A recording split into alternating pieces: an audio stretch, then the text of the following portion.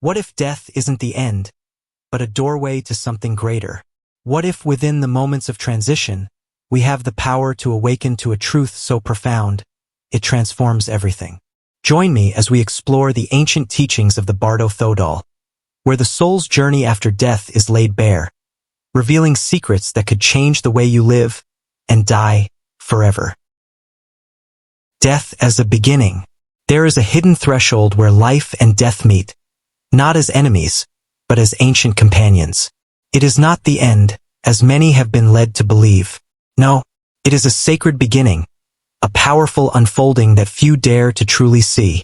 Long ago, in the mist-cloaked mountains of Tibet, a sacred text emerged, the Bardo Thodol, known to some as the Tibetan Book of the Dead. But do not be deceived by its name. This is no book of mourning. It is a map, a fierce and luminous guide whispered from realms beyond sight, crafted to steer the soul through the wild territories that await after the final breath. Across cultures, across time itself, there have always been those who glimpsed it, a radiant light beyond comprehension, a hum of eternity that dissolves all fear. These are not mere tales. They are the scattered memories of those who have brushed against the veil and returned to speak of it. The Bardo Thodol does not merely describe the crossing. It calls you to remember what you have always known in the deepest part of your being. That death is not a fall into darkness, but a passage back to the origin of light. This is not a journey that begins at the hour of death. It begins now. As you listen, the ancient thread stirs within you, pulling you closer to truths hidden beyond the noise of this world. Can you feel it? The doorway is already universal opening. Teachings on the afterlife. Across the ancient world, from the deserts of Egypt to the icy mountains of Tibet, whispers have long spoken the same truth. Death is not the end. The faces and symbols may change, the rituals may differ, but beneath them all pulses a single, trembling certainty that something awaits beyond the last breath. The Bardo Thodol stands among these ancient echoes, yet it offers more than comfort. It offers a lantern, burning with precise wisdom, meant to light the shadowed path both for the living and for those about to step into the unseen. It is not a book of faith alone. It is a manual for conscious dying and even more, for conscious living. It speaks to a deeper part of you that knows you are more than flesh, more than name, more than memory. It reminds you, this world is not your final home. In the soft spaces between heartbeats, if you listen carefully, you can almost hear it. The same teaching carried on winds across forgotten temples, sung in the quiet prayers of monks, hidden in the stars themselves. Death is not a fall. It is a return. And the choices you make now in this life will shape the way your soul moves through the worlds beyond. The ancient ones are not asking you to fear the afterlife. They are asking, will you be ready when the door opens? Origin and purpose of the Bardo Thodol. Long ago, in a hidden valley veiled by mists and time, a master named Padmasambhava whispered a secret into the heart of the world. It was the 8th century, but the wisdom he carried was older than mountains, older than stars, a gift from realms unseen. This gift became the Bardo Thodol, not just a text, but a sacred compass, carefully etched with words meant to guide wandering souls through the twilight spaces between death and rebirth. It was never meant to sit quietly on a dusty shelf. It was a living bridge, a voice that could call across the gulf of forgetting, reminding the soul of its true home. Padmasambhava understood what so few dare to face even now. Death is not a single door. It is a labyrinth of illusions, a journey through shifting landscapes shaped by our deepest fears, our brightest hopes, and the echoes of countless lives lived before. The Bardo Thodol was crafted to be a map through that vast unknown, a way to recognize the truth hidden behind every terrifying vision, every tempting dream. Its purpose is simple, and yet unimaginably profound. To awaken you when the world you know crumbles away. To help you see the light before you fall asleep again. The Master's voice still lingers between the lines, calling softly to any who dare to listen. You were never meant to be lost. Meaning of Bardo and liberation through hearing. In the silent corridors between one life and the next, the soul drifts, searching, yearning, forgetting. And there, in that fragile space, a secret name is whispered. Bardo. Bardo means in between. It is the twilight passage between death and rebirth, a realm neither here nor there, where the veils grow thin and the soul trembles on the edge of remembering. But Padmasambhava, the ancient master, left a key hidden in plain sight. He called it liberation through hearing. Imagine this, as the breath fades and the heartbeat stills, when the world you knew dissolves into mist, a voice calls out to you, a sacred voice, reading aloud the truths you once knew but forgot amid the noise of living. These words are not ordinary. They are spells of remembrance, woven in sacred syllables, meant to pierce through fear, through confusion, through the endless projections of a restless mind. If the soul listens, truly listens, it can awaken even in the deepest darkness. It can recognize the blinding brilliance of its own divine nature, can break the cycle of wandering. It can walk through the door of light instead of falling back into the spinning wheel of lives and deaths. Hearing alone can save you, even after the body has crumbled into dust. Even when the mind dances with illusions, the heart, if called, can remember. And so the ancient ones sit by the dying, whispering the sacred verses into ears that may no longer hear, trusting that the soul within still does. Because sometimes, even one whispered word can be enough to awaken eternity. 3 Bardas and the soul's journey. Beyond the final heartbeat, beyond the last whisper of breath, a hidden journey begins. It is not chaos nor chance, but a sacred path, unfolding through 3 mysterious realms known as the 3 Bardas. The first is the Chikai Bardo, the moment of death itself. Here, a brilliant, blinding light erupts before the soul, the pure radiance of its own true being. But oh, how few recognize it. Blinded by fear, weighed down by memories, the soul often recoils and misses its chance at freedom. Then comes the Coniad Bardo, the realm of visions. Here, the mind, stripped of flesh and bone, becomes a wild painter. It conjures up terrifying demons, heavenly beings, surreal landscapes, all reflections of its own hidden fears and desires. In this swirling theater of illusions, the soul is tested. Will it cling? Will it flee? Or will it see through the mirage? And finally, the Sidpa Bardo, the aching pull toward rebirth. In this last stage, karma becomes a magnet, drawing the soul to a new womb, a new life, shaped by all it once thought, felt, and believed. Attachment becomes a doorway. Desire becomes a chain. These 3 Bardas are not punishments, nor are they rewards. They are mirrors, merciless and luminous, showing the soul exactly who it has been and who it might yet become. Those who are prepared, those who have trained their hearts in the art of seeing clearly, can navigate these realms with courage. They can step through the illusions, straight into liberation. But those who are unready are swept once more into the endless tides of birth, death, and forgetting. The map has been given. The question is, will you remember to use it when the veils fall and the real journey begins? Primordial light and the challenge of recognition. Imagine this. You take your last breath. The darkness falls away. In that stillness, a blinding radiance, an endless, pure light, pierces through the very fabric of existence. It is not foreign. It is you. It is your soul, revealed in its most primal form. This is the primordial light, the light of your own divine nature, ancient, eternal, untouched by time. A beacon that has always been within you, hidden beneath the layers of ego, fears, and distractions. Now, at the moment of death, it is revealed, waiting, like a silent invitation to return home. But here lies the paradox. The very thing that is most familiar, the very essence of who you are, is often the hardest to recognize. Why? Because the soul has forgotten itself. Imagine standing in front of a mirror, but the reflection is distorted. You see your face, but it is unclear, fogged with the shadows of past lives and the confusion of your earthly existence. This is what the soul faces when it gazes upon the primordial light. Fear arises. The ego whispers, tells you, run, hide. This is too much to face. This is not you. But this light is you. It is the deepest truth of your being, the essence that existed long before your body took form, and the one that will remain long after it fades into dust.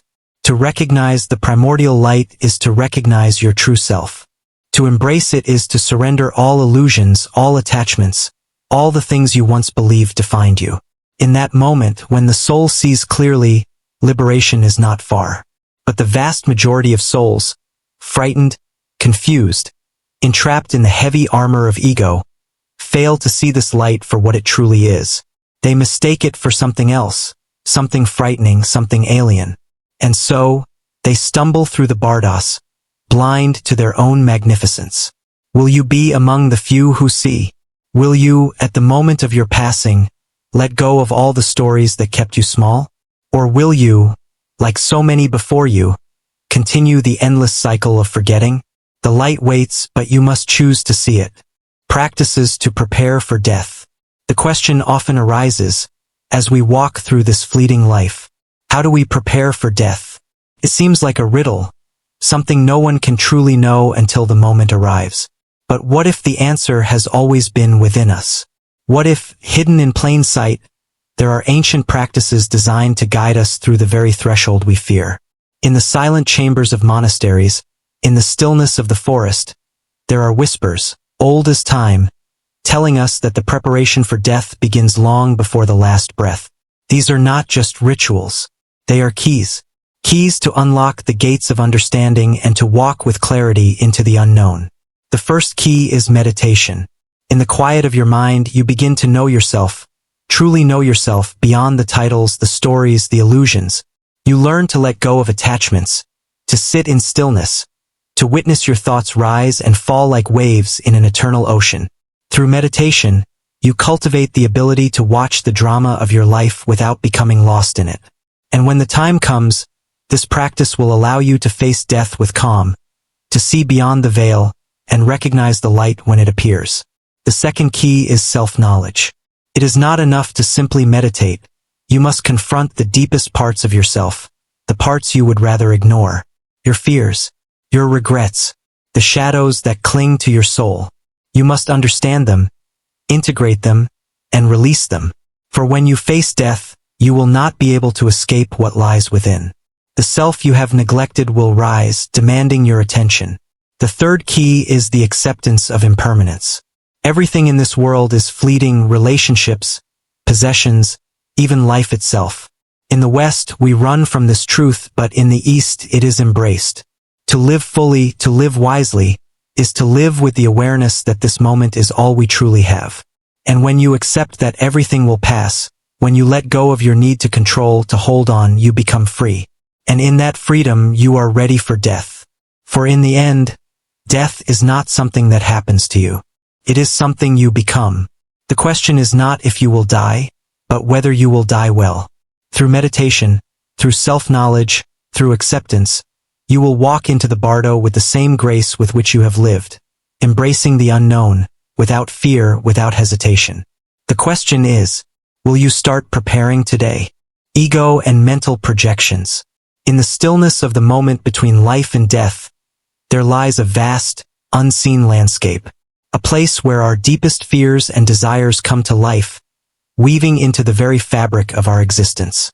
Here, in the realm of the bardo, the soul is confronted not by what is real, but by what it has believed to be real. When death arrives, the ego does not simply vanish. No, instead, it grows louder, more insistent, more desperate.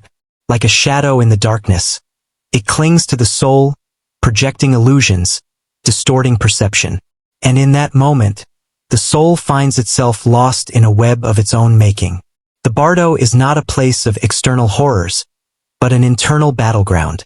It is a place where the mind becomes the ultimate creator, birthing visions, phantoms, and nightmares from the deepest recesses of the psyche. Fears of the past, desires of the future. These mental projections take on a life of their own, appearing in forms both terrifying and beguiling. The first of these projections is the fear of the unknown. As the soul moves through the bardo, the ego desperately clings to the familiar, creating visions of loved ones, of past lives, and of things once cherished. The soul, disoriented, cannot tell whether these projections are real or merely the last vestiges of the ego's desperate attempt to hold on. The second projection is the temptation of attachment. Here, the soul is shown what it desires most: wealth, love, success, power, and the ego tries to lure it back into the cycle of samsara. It whispers, "There is still time. You can return. You can have it all." But this is a lie. The ego does not seek liberation. It seeks to trap the soul in the never-ending wheel of desire. The third projection is the fear of punishment. For those who have lived with guilt or shame, the bardo becomes a hall of mirrors. The soul is confronted with images of its past actions, magnified, distorted, and magnified once more. A maze of self-recrimination, where the soul sees itself as flawed, unforgivable, lost. But this is another lie, woven by the ego, to keep the soul from recognizing its true nature. In the end, it is these projections, these false realities, that keep the soul trapped in the bardo, unable to move on. Only when the ego falls silent, only when the mind clears, does the soul have the chance to recognize the truth, the radiant light that lies beyond. But this is no easy task. The projections are powerful, seductive, and terrifying. It takes great strength to let go of the mind's illusions. But for those who have prepared, who have practiced the ways of self-awareness, meditation, and impermanence, the ego's grip will falter. And the soul, free from the web of projections, will finally see what lies beyond. Not the fear, not the desire, but the light. The question is, can you silence the ego now, before the moment of death arrives? Karma, samsara, and realms of rebirth. There is an ancient law that governs the very fabric of existence. A law as old as time itself. It is called karma, the invisible force that ties every thought, every action, every word to a consequence, stretching across lifetimes like a thread weaving through the tapestry of eternity. As the soul floats in the afterlife, teetering on the edge of the bardo, it faces a profound realization. Nothing in this world is ever truly gone. The weight of every action, every decision, echoes through the realms, shaping the very nature of what is to come. This is the law of karma. But what does this law truly mean in the moment of death? And how does it shape the soul's journey into the realms beyond? In the moment between life and rebirth, the soul is confronted by the 6 realms of samsara, a vast and ever-turning wheel of existence. These realms are not distant, foreign places, but reflections of the soul's own state of being. They are the result of all that has been lived, all that has been chosen, all that has been felt. The realm of the gods is the highest realm, a place of bliss, joy, and abundance. But it is also a place of complacency, where the soul can become intoxicated by its own power, forgetting the true nature of its being. Those who are reborn here are not free. They are trapped by the very pleasure they enjoy. The realm of the demigods is a place of fierce competition, jealousy, and striving. Here, the soul is driven by desire for power and recognition. Yet, the soul is always restless, never satisfied, forever torn between ambition and dissatisfaction. Even in the realm of the powerful, there is no peace. The realm of humans is where the soul experiences the full spectrum of suffering and joy, love and loss. Here, the soul has the potential to awaken, to find freedom. Yet, it is also the most difficult realm, for the distractions of the material world are ever present, keeping the soul locked in illusion. The realm of animals is a place of ignorance, instinct, and survival. The soul here lives in a state of basic need, unaware of the higher truths. It is driven by fear, hunger, and the primal urge to survive. Rebirth into this realm is not a punishment, but a reflection of a soul's ignorance and attachment. The realm of hungry ghosts is a realm of insatiable desire. Souls here are tormented by endless hunger, never able to find satisfaction. Their desires are unquenchable, and they are trapped in a cycle of longing, never able to attain the object of their desires. This realm is a mirror of the soul's unhealed cravings and attachments. The realm of hell beings is the lowest realm, a place of intense suffering, anger, and violence. It is a realm where souls are consumed by hatred, fear, and vengeance. But even here, there is a possibility of transformation, for every realm contains the potential for awakening. But for those who are consumed by their own anger, the journey is long and painful. As the soul stands at the threshold of these realms, it is confronted by the profound realization that each realm is a reflection of its own mind. Each realm is the result of the karma that the soul has carried through countless lifetimes. And in that moment, the soul must face the question, which realm will you choose?